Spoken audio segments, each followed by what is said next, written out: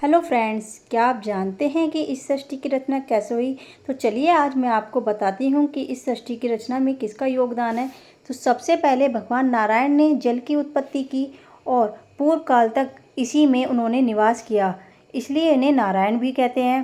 भगवान नर की ही शक्ति से जल में एक बहुत बड़ा और विशाल अंड प्रकट हुआ। फिर उस अंड में से स्वयंभू ब्रह्मा जी प्रकट हुए और उन्होंने उसमें 1 वर्ष तक निवास करने के बाद उस अंड के 2 टुकड़े कर दिए। एक टुकड़े से धूलोक और दूसरे से भूलोक बनाया, जिन्हें हम आकाश और पृथ्वी के नाम से भी जानते हैं। फिर उस ब्रह्मांड के भीतर ही उन्होंने काल, मन, वाणी, काम, क्रोध और रति भावों की सृष्टि की।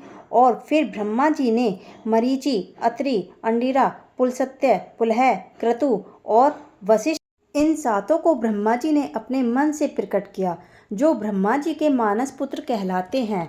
और पुराणों में ये 7 ब्रह्मा निश्चित किए गए हैं।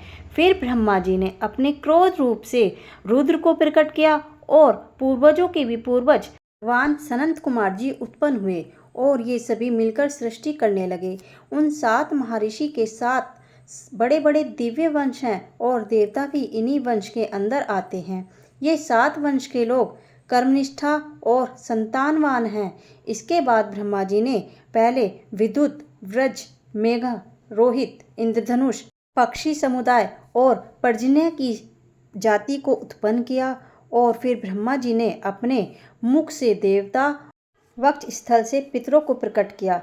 इसी प्रकार ब्रह्मा जी ने उपस्थेंद्रियों से मनुष्य और जांघों से असुरों को प्रकट किया। फिर ब्रह्मा जी ने अंडों में से उच्च तथा साधारण श्रेणी के भी बहुत से प्राणी प्रकट हुए और इस प्रकार ब्रह्मा जी मानसिक प्रजाओं को रच रहे थे।